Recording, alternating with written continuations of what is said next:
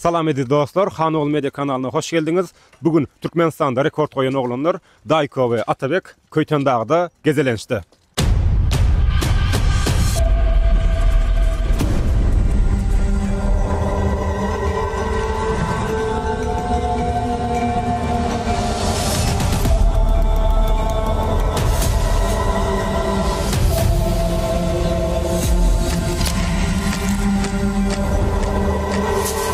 Olur.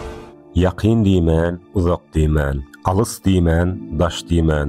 Türkmenistanyň gözelliklerini görmek we görkezmek üçin öz pıştyllarynyň pedalny hepde golay çevirip gelýärler.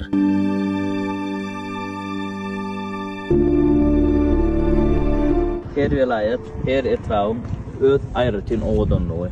Özüne maksus süýjü tagamlary bar.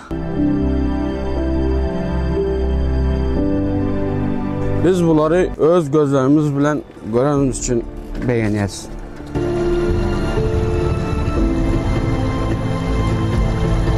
Şeýle de şu gözellikleri görmek, tagamlary datmak üçin sizi Köyten Dağı etrafına gezip görmene çağırıyoruz.